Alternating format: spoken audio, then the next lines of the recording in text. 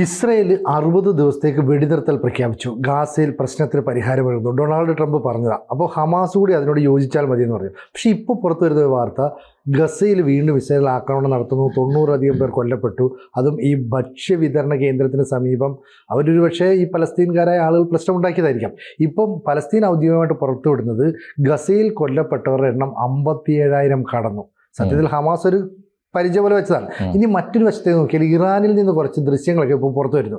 അതായത് ഇറാനിലേക്ക് ഇസ്രായേൽ ആക്രമണം നടത്തി വലിയ സ്ഫോടനം നടത്തുമ്പോൾ കാറുകളൊക്കെ പാർക്ക് ചെയ്ത സ്ഥലത്ത് നിന്ന് ആകാശത്തേക്ക് തെറിച്ചു പോകുന്നു. അത്രയും ശക്തമായ ആക്രമണം. ഒരുപക്ഷെ മുമ്പ് ഇസ്രായേൽ നടത്തിയ ആക്രമണത്തിൻ്റെ ആയിരിക്കും. ഇത് രണ്ടുകൂടെ മനസ്സിലാക്കുന്നൊരു കാര്യം, ഇസ്രായേൽ ഇപ്പോൾ വെടിനിർത്തലാണെന്ന് പറഞ്ഞിട്ടും തങ്ങളുടെ ശത്രുക്കളെ തീർക്കാൻ തന്ത്രപരമായി നീങ്ങും എന്നാണോ? തീർച്ചയായിട്ടും. ഈ ലോകത്തിൻ്റെ മുമ്പിൽ ഒരു തന്ത്രപരമായ നിലപാട്, ഇതാ ഞങ്ങൾ വെടിനിർത്തലിന് തയ്യാറാണ് എന്ന ഒരു പ്രഖ്യാപനം നടത്തുകയും അതേസമയത്ത് അവരുടെ അജണ്ട വളരെ കൃത്യമായും നടപ്പിലാക്കിക്കൊണ്ടിരിക്കുകയും ചെയ്യുകയാണ്. എന്ന് പറഞ്ഞാൽ വാക്കും പ്രവൃത്തിയും രണ്ടായി. ലോകത്തിൻ്റെ മുമ്പിൽ മുഖം മിനിക്കാനുള്ള വാക്കുകൾ പറയുകയും അകത്ത് അവരുടെ സ്വകാര്യ അജണ്ട നടപ്പാക്കാനുള്ള നീക്കങ്ങൾ നടത്തുകയും ചെയ്യുന്നു എന്നതാണ് ശരി. അതുകൊണ്ട് ഇസ്രായേൽ രണ്ട് കാരണം കൊണ്ടാണ്. ഒന്ന്, ഈ ഇസ്രായേലിനോട് യുദ്ധം നിർത്തണം എന്ന് പറഞ്ഞുകൊണ്ടിരിക്കുന്ന ശക്തികളുണ്ടല്ലോ, ഈ ശക്തികളൊന്നും ഒരു കാലത്തും ഇസ്രായേലിനോട് ആവശ്യമായ ഘട്ടത്തിൽ നീതി കാണിച്ചിട്ടില്ല. ഉദാഹരണം, 48-ൽ ഐക്യരാഷ്ട്രസഭയുടെ മേൽനോട്ടത്തിൽ ഫലസ്തീൻ രണ്ടായി വിഭജിച്ച്, ഫലസ്തീൻ ഭൂപ്രദേശത്തെ രണ്ടായിട്ട് വിഭജിച്ചിട്ട് ഇസ്രായേലും ഫലസ്തീനും ഉണ്ടായല്ലോ. അത് ഇസ്രായേൽ അംഗീകരിച്ചു, ഫലസ്തീൻ അംഗീകരിച്ചില്ല. ഫലസ്തീൻ അംഗീകരിച്ചില്ല എന്ന് മാത്രമല്ല, ഇസ്രായേൽ അത് അംഗീകരിച്ച കുറ്റത്തിന് ഫലസ്തീൻ പക്ഷത്തുള്ള 5 ഇസ്ലാമിക രാജ്യങ്ങൾ, മുസ്ലിം ഭൂരിപക്ഷ രാജ്യങ്ങൾ, തൊട്ടയൽ പ്രദേശത്തുള്ള രാജ്യങ്ങൾ ഒരുമിച്ച് ചേർന്ന് ഇസ്രായേലിനെ ആക്രമിക്കുകയുണ്ടായത്. അവിടെ മുതൽ തുടങ്ങിയതാണല്ലോ 48-ൽ. അന്ന് ഇസ്രായേൽ തീരുമാനിച്ചതാണ്. അന്നത്തെ ഇസ്രായേലിൻ്റെ പ്രധാനമന്ത്രി, അദ്ദേഹമാണ് ഇസ്രായേലിൻ്റെ രാഷ്ട്രപിതാവ് എന്നറിയപ്പെടുന്നയാൾ. അദ്ദേഹം അന്ന് പറഞ്ഞതാണ്, ഇനി നമുക്ക് കാത്തിരിക്കേണ്ടതില്ല, let us finish the job എന്നാണ് അയാൾ പറഞ്ഞു. ഇനി ഈ പണി നമുക്ക് അവസാനിപ്പിക്കണം. എന്താ, അന്ന് തുടങ്ങിയതാണ് 40. അത് കഴിഞ്ഞിട്ട് 56-ൽ തുടർച്ചയായിട്ട് ഇത്തരം പോരാട്ടങ്ങൾ നടത്തിക്കൊണ്ടേയിരിക്കുകയാണ്. അപ്പോൾ അവരുടെ അജണ്ട എന്താണ്? ഇസ്രായേൽ ഫലസ്തീൻ എന്ന ഫോർമുല രണ്ടു കൂട്ടരും അംഗീകരിക്കണമല്ലോ, അത് ഏകപക്ഷീയമാകാൻ പാടില്ല. അത് ഇസ്രായേൽ മാത്രം അംഗീകരിച്ചതുകൊണ്ട് ഇനി ഒരു ആഗോള നീക്കങ്ങളും നിർദ്ദേശങ്ങളും ഞങ്ങൾ അംഗീകരിക്കില്ല എന്നുള്ളതാണ് യഥാർത്ഥത്തിൽ അവരുടെ നിലപാട്. ഇനി അവർക്ക് ഫലസ്തീൻ വേണ്ട, ഇസ്രായേൽ മതി എന്ന് പറഞ്ഞാൽ ജോർഡാൻ റിവർ അവിടെ ഉണ്ടായാലും ഇല്ലെങ്കിലും ശരി, ജോർഡാൻ റിവറിന് കിഴക്ക് ഭാഗത്തുള്ള ഇസ്രായേൽ മാത്രമല്ല, പടിഞ്ഞാറ് ഭാഗത്തേക്ക് കൂടി. അതാണ് കഴിഞ്ഞ കുറേ കാലമായി അവിടെ നടന്നുകൊണ്ടിരിക്കുന്ന പണി. ഗസയിൽ ഇപ്പോൾ ഗസയാണ് ലക്ഷ്യം വെക്കുന്നത്. ഈ ജോർഡാൻ റിവറിൻ്റെ പടിഞ്ഞാറ് ഭാഗത്ത് പ്രധാനപ്പെട്ട രണ്ട് പ്രധാനപ്പെട്ട പ്രദേശങ്ങൾ, ഒന്ന് ഗസയാണ്, മറ്റൊന്ന് വെസ്റ്റ് ബാങ്കാണ്. വെസ്റ്റ് ബാങ്കിലേക്ക് വലിയ ആക്രമണങ്ങൾ ഇപ്പോൾ പോയിട്ടില്ല, കാരണം ഇസ്രായേൽ ഉന്നം വെച്ചിട്ടില്ല. അതിൻ്റെ കാരണം വെസ്റ്റ് ബാങ്കിൽ സമാധാന പ്രേമികളായ യാസർ അറഫാത്തിൻ്റെ അനുയായികളായ അൽ ഫതഹ് എന്ന പേരിൽ അറിയപ്പെടുന്ന പുതിയ പാർട്ടിക്കാരാണ് അവിടെ ഭൂരിപക്ഷം. അവിടെ ഹമ്മാസിന് വലിയ ഭൂരിപക്ഷമില്ല. ഹമ്മാസിനെ തോൽപ്പിച്ചിട്ട് അൽ ഫതഹ് ജയിച്ച പ്രദേശമാണ്. അവിടെ ഇപ്പോൾ ഇസ്രായേൽ ഉന്നം വെച്ചിട്ടില്ല. തൽക്കാലം ഗസയെ തീർക്കാം, കാരണം ഗസയിലാണ് ഹമ്മാസിന് ഭൂരിപക്ഷം ഉള്ളത്.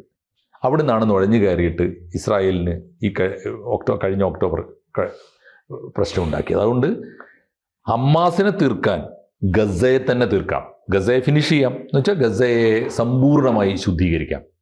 അതിനവർ ചെയ്യുന്ന 2 പണിയാണ്. ഒന്ന്, ഭീകരവാദികളെ പിടികൂടാൻ എന്ന കൃത്യമായ പ്രഖ്യാപിത ലക്ഷ്യത്തോടു കൂടി ആക്രമണം നടത്തുക. എവിടെ അവർ ഒളിച്ചിരിക്കുന്നത്? ജനവാസ കേന്ദ്രങ്ങളിൽ, ആശുപത്രികളിൽ, അങ്ങാടികളിൽ. പാവങ്ങളായ മനുഷ്യരെ കവചങ്ങളാക്കി മാറ്റുകയാണ് ഹമ്മാസിൻ്റെ തീവ്രവാദികൾ. അവിടെ ആക്രമിച്ചാലുള്ള ഗുണം എന്താ വെച്ചാൽ തീർച്ചയായിട്ടും ആ കൂട്ടത്തിൽ സിവിലിയന്മാരെ കൊല്ലേണ്ടി വരും. അതുകൊണ്ടാണ് മരണസംഖ്യ 57,000 കടന്നു. 57,000 കടന്നു എന്ന് അവർ പറഞ്ഞെങ്കിൽ യഥാർത്ഥ കണക്ക് അതും ആവണമെന്നില്ല, അതിലും കൂടുതലാവാം. എന്തായാലും അത് കൂട്ടക്കൊല. അപ്പോൾ അതിന് വ്യാഖ്യാനങ്ങളൊക്കെ വരും, വംശീയത അല്ലെങ്കിൽ വംശഹത്യ തുടങ്ങിയ പേരുകൾ വരും. എന്തായാലും ഗസയെ തിരിച്ചു പിടിക്കുക. ഗസയെ ഇപ്പോൾ ഇത് ഒരു ഭാഗത്ത് നടക്കുന്നു, ഒരു ഭാഗത്ത് യുദ്ധം നടക്കുന്നു, അതേ സമയത്ത് തന്നെ ഇസ്രായേലിന്റെ സമാധാന ചർച്ച അതിന്റെ വഴിക്ക് നടക്കും. അതങ്ങനെ വായ്ത്താരി പോലെ നടന്നുകൊണ്ടിരിക്കും. ഒരു ഷോ ആണത്. അതേസമയത്ത് മറ്റൊരു കാര്യം ഇസ്രായേൽ വളരെ സമർത്ഥമായി ചെയ്തുകൊണ്ടിരിക്കുന്നുണ്ട്. ഇസ്രായേൽ പൗരന്മാരെ, ഇസ്രായേൽ ഉണ്ടായതറിയാലോ, ലോകത്തിന്റെ പല ഭാഗത്തായിട്ട് ചെതറിക്കിടന്ന ജൂതന്മാരെ ഒരു രാജ്യം വളരെ കൃത്യമായി ഒരു ഇന്റർനാഷണൽ പ്രോജക്റ്റായിട്ട് കൊണ്ടുവന്ന് എല്ലാ തീരദേശങ്ങളിൽ നിന്നും കപ്പലുകൾ ഏർപ്പാട് ചെയ്ത് കൊണ്ടുവന്നിട്ടാണ് ഇസ്രായേൽ ഉണ്ടാകുന്നത്. ലോകത്തിലെങ്ങും ചെതറിക്കിടന്ന ജൂതന്മാരെ കൊണ്ടുവന്നു. ഇപ്പം ചെയ്യുന്ന മറ്റൊരു പണിയാണ് പ്ലാൻ 2. അതെന്താണ്? ഇസ്രായേലിൽ വന്ന് പാർപ്പുറപ്പിച്ച ജൂതവംശക്കാരെ അല്ലെങ്കിൽ ഇസ്രായേൽ പൗരന്മാരെ ആ ഗവൺമെൻറ് തന്നെ മുൻകൈയെടുത്ത് കൊണ്ടുപോയിട്ട് ഫലസ്തീനിലെ ഗസയിൽ കുടിയേറി പാർപ്പിക്കുക. കുടിയേറ്റം 50,000-ലേറെ. ഞാൻ കഴിഞ്ഞ ദിവസം ഞാൻ കണ്ടത് ഒരു രാജ്യത്തിൻ്റെ പൗരന്മാരെ, ഡിപ്ലോയ്മെൻ്റ് എന്ന് പറയും, ഒരു രാജ്യത്തിൻ്റെ പൗരന്മാരെ ആ ഗവൺമെൻറ് തന്നെ കൊണ്ടുപോയിട്ട് ഈ രാജ്യത്തിൻ്റെ രക്ഷയ്ക്ക് വേണ്ടിയിട്ട്, ഈ രാജ്യത്തിന് മറ്റൊരു പ്രദേശം കൈയടക്കാനുള്ള ലക്ഷ്യത്തിന് വേണ്ടി നിങ്ങൾ നമ്മുടെ രാജ്യത്തോട് സഹകരിക്കണം. ദേശാഭിമാനത്തിൻ്റെ പേരിൽ നാട് ബോധപൂർവം കുഞ്ഞുകുട്ടി പരാധീനങ്ങളടക്കം വിട്ടുപോയി ഗസയിൽ ഗസയിലെ ഭൂമി കയ്യേറി പിടിക്കുക എന്ന് പറഞ്ഞാൽ ഇസ്രായേൽ പട്ടാളത്തിൻ്റെ സഹായത്തോടു കൂടി കയ്യേറി പിടിച്ചിട്ട് അവിടെ പോയി പാർപ്പുറപ്പിക്കുക. അപ്പോൾ ഗസ കൈവശപ്പെടുത്തും. അതിന് ഉപോത്ബലകമായിട്ടാണ് അമേരിക്കയുടെ സ്റ്റേറ്റ്മെന്റ് വന്നത്. ഗസ നമുക്കൊരു ഇന്റർനാഷണൽ സിറ്റി ആക്കി മാറ്റാം, ടൂറിസം കേന്ദ്രമാക്കി മാറ്റാം എന്ന് പറയുന്നത് അതാണ്. ഇനി ഇത് ചെയ്തില്ലെങ്കിലേ അത്ഭുതമുള്ളൂ. കാരണം അവർക്ക് അവരുടെ അജണ്ട അതാണ്. അജണ്ട എന്താണ്? പലസ്തീൻ ഇല്ലാത്ത ഒരു നോൺ പലസ്തീൻ മിഡിൽ ഈസ്റ്റാണ് അവരുടെ ലക്ഷ്യം. അതാണ് എന്ന് വെച്ചാൽ പലസ്തീൻ ഇല്ലാത്തൊരു ലോകം. അത് മാത്രമാണ്, അതാണ് അവരുടെ ജോബ്, അതാണ് അവരുടെ ലക്ഷ്യം. അത് ഫിനിഷ് ചെയ്യുമെന്ന് അവർ തീരുമാനിച്ചതാണ്. അതിലേക്കാണ് പോയിക്കൊണ്ടിരിക്കുന്നത്. 2 പ്രശ്നങ്ങളാണ് അവർ നേരിടുന്നത്. ഒന്ന്, യുദ്ധം ഇറാന് നേരെ വന്നു. ഇറാന് നേരെ വന്നില്ലെങ്കിലേ അത്ഭുതമുള്ളൂ. ഇറാനെ തന്നെയാണ് സത്യത്തിൽ എൻ്റെ ഒരു നിരീക്ഷണം. ഇസ്രായേല് നേർക്ക് നേരെ ആക്രമിക്കേണ്ടിയിരുന്നത്, എന്നോ ആക്രമിക്കേണ്ടിയിരുന്നത്. യുദ്ധം നല്ലതാണെന്ന അർത്ഥത്തിലല്ല, ഈ നാട് നീളെ ആക്രമിക്കുന്നതിനേക്കാൾ ആദ്യം ആക്രമിക്കേണ്ടിയിരുന്ന ഇറാനാണ്. കാരണം ഇറാനിൻ്റെ പ്രഖ്യാപിത നയം, ലോകത്തിൽ ചെകുത്താന്മാരുടെ ഒരു അച്ചുതണ്ടുണ്ട്. കഴിഞ്ഞ ദിവസം ഞാൻ പറഞ്ഞല്ലോ, ചെകുത്താന്മാരുടെ അച്ചുതണ്ടുണ്ട്. അതിൽ ഒന്നാമത്തെ നമ്പർ 1 ചെകുത്താൻ അമേരിക്കയാണ്, 2 ഇസ്രായേലാണ്, 3ാമത് ആ ഗ്രൂപ്പിൽ ഇന്ത്യയുണ്ട്. നമ്മൾ മിണ്ടാതിരുന്നിട്ട് കാര്യമൊന്നുമില്ല. അപ്പോൾ ഇറാൻ്റെ അച്ചുതണ്ട്, ചെകുത്താന്മാരുടെ അച്ചുതണ്ടിൽ പെട്ട രാജ്യമാണ് അമേരിക്കയും ഇസ്രായേലും. അതിനെ നേരിടാൻ, ആ ചെകുത്താന്മാരെ നേരിടാൻ ഇറാൻ വളരെ ബോധപൂർവം വളർത്തിക്കൊണ്ടുവരുന്ന, ലോകമെങ്ങും നട്ടു നനച്ച് വളർത്തുന്ന തീവ്രവാദ പ്രസ്ഥാനങ്ങളുണ്ട്, ഭീകരവാദ പ്രസ്ഥാനങ്ങൾ. അതിനാണ് പ്രതിരോധത്തിൻ്റെ അച്ചുതണ്ട് എന്ന് പറയുന്നത്. അപ്പൊ ഇത്രയും കാലം നിഴൽ യുദ്ധം നടത്തിക്കൊണ്ടിരുന്ന ഇറാന് നേരെ ഇസ്രായേൽ ഒബ്ജക്റ്റിനെ നേരിട്ട് ആക്രമിക്കാൻ തുടങ്ങി. അപ്പം ഇപ്പൊ ഹമാസ്, ഹൂത്തികൾ, ഹിസ്ബുള്ള തുടങ്ങിയത് നിഴൽ സേനയായിരുന്നു. അവർക്ക് പണവും ആയുധവും സമ്പത്തും എല്ലാം നൽകിക്കൊണ്ടിരുന്ന ഇറാൻ തകരണം. ഇറാൻ തകർന്നാൽ മാത്രമേ ആത്യന്തികമായ വിജയത്തിലേക്ക് നീങ്ങൂ. ആത്യന്തികമായ വിജയം, ഇസ്രായേലിന് സമാധാനവും. അവർക്കറിയാം ഇസ്രായേലിന്റെ സമാധാനക്കേട് മുഴുവൻ വരുന്നത് ഇറാനിൽ നിന്നാണ്. അത് ഹിസ്ബുള്ള അവരുടേതാണ്, ഹൂത്തികൾ അവരുടേതാണ്, ഇപ്പോൾ ഹമ്മാസിന് നേരിട്ട് സഹായം കൊടുക്കുന്ന അവരാണ്, ബഷർ അസാദ് അവരാണ്, ഈ ഗ്രൂപ്പൊക്കെ അവരാണ്. അപ്പോൾ അവരൊക്കെ നിലനിർത്തുന്ന ഇറാനാണ്. അപ്പോൾ ഇപ്പോൾ ഇവർക്ക് തിരിച്ചടി വന്നിരിക്കുന്ന 2 കാര്യത്തിലാണ്. അത് നമ്മൾ കാണണം. ഇസ്രായേലിന് വീക്ക്നെസ് എന്ന് പറയാനുണ്ടെങ്കിൽ ഇപ്പോൾ ഒരു പ്രശ്നം അമേരിക്ക, ഇറാൻ ഇത് കൃത്യമായിട്ട് മനസ്സിലാക്കുന്നുണ്ട്. ഇറാനെ ഇസ്രായേൽ ആക്രമിച്ചു കഴിഞ്ഞപ്പോൾ ഇറാൻ തിരിച്ച് ഇസ്രായേലിനെ ആക്രമിക്കുക മാത്രമല്ല ചെയ്തത്. ഇസ്രായേൽ കറക്റ്റ് ചെകുത്താൻ നമ്പർ 1, ഡെവിൾ നമ്പർ 1നെ ആക്രമിച്ചു. ആരെ? അമേരിക്കയെ ആക്രമിക്കാൻ ഈ ഉസാമ ബിൻ ലാദൻ ചെയ്തതുപോലെ അവിടുത്തെ പെൻറ്റഗൺ പോയി ആക്രമിക്കുക അല്ല വേണ്ടത്. ഇറാന് വേണ്ടത് പെൻറ്റഗണെ പോയി ആക്രമിച്ചിട്ട് ഇറാനൊന്നും കിട്ടാനില്ല. എന്നാൽ ഇറാന്റെ പരിസരത്ത് എവിടെയൊക്കെയാണോ അമേരിക്കൻ ക്യാമ്പുകൾ ഉള്ളത് അവിടെയൊക്കെ ആക്രമിച്ചു. എന്ന് വെച്ചാൽ അറബ് രാജ്യങ്ങൾ, ഖത്തറിലെ ക്യാമ്പിനെ ആക്രമിച്ചു, ഓർമ്മയില്ലേ? അതെ. ഇറാഖിലെ ക്യാമ്പിനെ ആക്രമിച്ചു. അപ്പം അമേരിക്കക്ക് വലിയ നഷ്ടം വരും. അമേരിക്ക വലിയ ചെലവിട്ട്, വലിയ മനുഷ്യാധ്വാനം ചെലവിട്ട്, ഒരുപാട് കാലത്തെ ചരിത്രവും ആയുസ്സും ചെലവിട്ട് അമേരിക്ക വളർത്തിയെടുത്തതാണ് ഈ മിഡിൽ ഈസ്റ്റിലെ അമേരിക്കൻ ക്യാമ്പുകൾ. അവിടെ ഇറാൻ കയറി ആക്രമിച്ചപ്പോൾ അമേരിക്കക്ക് നിർബന്ധമായും ഇത് വേണം, വെടിനിർത്തൽ വേണം. മറ്റൊന്ന്, ആണവ നിരായുധീകരണം വേണം.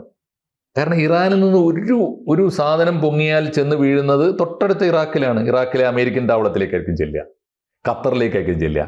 അമേരിക്കക്ക് ഇസ്രായേലിൽ മാത്രമല്ല, ഇസ്രായേൽ അമേരിക്കയുടെ അജണ്ടയല്ല യഥാർത്ഥത്തിൽ. അമേരിക്കയുടെ ടാർഗറ്റ് മിഡിൽ ഈസ്റ്റിലെ എണ്ണയും അവരുടെ ക്യാമ്പുകളുമാണ്, കച്ചവടമാണ്. അപ്പോൾ അമേരിക്കയെ ബാധിക്കും. അമേരിക്ക വെടിനിർത്താൻ പറഞ്ഞു. ഇസ്രായേൽ ഓക്കെ സാർ ഒക്കെ പറഞ്ഞെങ്കിലും ചെയ്യേണ്ട പണി ഇസ്രായേൽ ചെയ്തുകൊണ്ടിരിക്കും. കാരണം ഇസ്രായേലിൻ്റെ താല്പര്യം ഇസ്രായേൽ മാത്രമാണ്, അമേരിക്ക അല്ല. ഇനി വേറൊരു അപകടം കൂടിയുണ്ട്. ഈ നെതന്യാഹുവിന്, ബെഞ്ചമിൻ നെതന്യാഹുവിനെതിരായി ഇസ്രായേലിൽ വലിയ കലാപം നടന്നുകൊണ്ടിരിക്കുകയാണ്. വലിയ പ്രതിഷേധമുണ്ട്. കാരണം എന്താണെന്നറിയോ, നമ്മൾ ഇസ്രായേൽ എങ്ങനെയാണ് ഭീകരവാദികളെ നേരിടുന്നത്, ഇസ്രായേൽ എങ്ങനെയാണ് ഹമാസിനെ നേരിടുന്നത്, ഇസ്രായേൽ എങ്ങനെയാണ് ഹിസ്ബുള്ളയെ നേരിടുന്നത്, ഇസ്രായേൽ എങ്ങനെ ഹൂത്തികളെ നേരിട്ടു, ഇസ്രായേൽ എങ്ങനെ ഇറാനെ ആക്രമിച്ചു എന്നല്ലേ നമ്മൾ അറിയുന്നുള്ളൂ. അവിടുത്തെ പാവങ്ങളായ പൗരന്മാരെങ്ങനെ ജീവിക്കുന്നു? നിരന്തരമായ യുദ്ധം. ആലോചിച്ച് നോക്കൂ, 48 തുടങ്ങിയ പണിയാണ്, ഇന്നും ഇന്നലെയല്ല. തലമുറകളായി യുദ്ധം അനുഭവിക്കുന്ന ഒരു ജനതയുടെ ജീവിതം, കഷ്ടപ്പാട്, പട്ടിണി, ദാരിദ്ര്യം, അത്തരം കാര്യങ്ങൾ നോക്കാൻ നെതന്യാഹുവിന് നേരം കിട്ടുന്നില്ല. അതുകൊണ്ട് നെതന്യാഹുവിൻ്റെ ഭരണകൂടത്തിനെതിരായി വലിയ കോലാഹലം അവിടെ നടക്കുന്നുണ്ട്. അമേരിക്കയിൽ ട്രംപിനെതിരായി നടക്കുന്ന അമേരിക്കൻ സിവിലിയൻസിൻ്റെ സമരങ്ങൾ പോലെ. 2 ഭീഷണിയാണ്. അതുകൊണ്ട് ഒന്ന്, അമേരിക്ക വെടിനിർത്തലിന് വഴങ്ങുമ്പോഴും ഇസ്രായേലിന് വഴങ്ങാനാവില്ല. കാരണം അമേരിക്കയുടെ വ്യാപാര താല്പര്യമല്ല ഇസ്രായേലിൻ്റെ താല്പര്യം. ഇസ്രായേലിൻ്റേത് വ്യാപാരം അവരുണ്ടാക്കിയിട്ടുണ്ട്. ലോകം മുഴുവനുള്ള മിക്ക രാജ്യങ്ങൾ, അറബ് ലോകത്തെ എല്ലാ രാജ്യങ്ങളും ഇപ്പോൾ ഇസ്രായേലിൻ്റെ കസ്റ്റമേഴ്സാണ്. ഇസ്രായേലിനെ അവർക്ക് തള്ളിപ്പറയാനൊന്നും പറ്റില്ല. ആ കാര്യത്തിൽ അവർ വളർന്നിട്ടുണ്ട്. എന്നാൽ ഇസ്രായേലിന് അവരുടെ കച്ചവടത്തെക്കാളും പ്രധാനമാണ് അവരുടെ സുരക്ഷ. ഇത് 2 കാര്യങ്ങൾ. അതുകൊണ്ട് അമേരിക്കയെ പോലും അവർക്ക് അനുസരിക്കാൻ പറ്റിയെന്ന് വരില്ല. രണ്ടാമത്തെ കാര്യം, ആഭ്യന്തരമായി ഇസ്രായേൽ പൗരന്മാർ ഇസ്രായേൽ ഭരണകൂടത്തിനെതിരായി തിരിഞ്ഞു തുടങ്ങിയിരിക്കുന്നു എന്നതാണ് രണ്ടാമത്തെ അപകടം. ഇതിൽ ഏറ്റവും ഒടുവിലത്തെ കാര്യം ഇത്രയേ ഉള്ളൂ. ആരൊക്കെ എവിടെയൊക്കെ വെടിനിർത്തി എന്ന് പ്രഖ്യാപിച്ചാലും, വെടിനിർത്തണം എന്ന് അവരൊക്കെ ആവശ്യപ്പെട്ടാലും, അത് നമ്മൾ ലോക പോലീസ് എന്ന് പണ്ട് വിളിച്ചിരുന്നവരായാലും, ഈ 2 കൂട്ടർക്കും പിന്നോട്ട് പോകാൻ പറ്റില്ല. ഒന്ന്, അമേരിക്കയെയും ഇസ്രായേലിനെയും ഇല്ലായ്മ ചെയ്യാൻ വേണ്ടി പ്രതിജ്ഞയെടുത്ത് വന്നവരാണ് 1978 ഇറാൻ വിപ്ലവത്തിലൂടെ ഷിയ തീവ്രവാദികളുടെ ഒരു ഭരണകൂടം. ആ ഭരണകൂടത്തിന് യുദ്ധമാണ് അവരുടെ ലക്ഷ്യവും മാർഗവും. പോരാട്ടമാണ് മാർഗം. നേട്ടം ഇവിടെയല്ല. അവരുടെ വിശ്വാസപ്രകാരം ജിഹാദാണ്, പരലോകത്താണ്, രക്തസാക്ഷിയാവുക എന്നതാണ് അവരുടെ ലക്ഷ്യം. ഇസ്രായേലാണെങ്കിൽ 80 കൊല്ലമായി അനുഭവിച്ചുകൊണ്ടിരിക്കുന്ന സമാധാനമില്ലായ്മ, സമാധാനക്കേട്, അത് പരിഹരിക്കാനുള്ള പോരാട്ടത്തിലുമാണ്. 2നും വംശീയമായ അടിത്തറയുണ്ട്. 2നും വളരെ കൃത്യമായ ചരിത്രപരമായ വീര്യമുണ്ട്. 2നും ആത്മീയമായ വികാരവും പ്രചോദനവും ഉണ്ട്.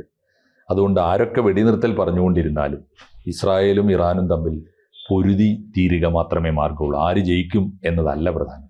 പോരാട്ടം തുടർന്നുകൊണ്ടേയിരിക്കും എന്നതാണ്. കൂടുതൽ വാർത്തകളും വിശേഷങ്ങളും നിങ്ങളിലേക്ക് എത്താൻ ABC മലയാളം സബ്സ്ക്രൈബ് ചെയ്യുക, ബെൽ ബട്ടണും അമർത്തുക.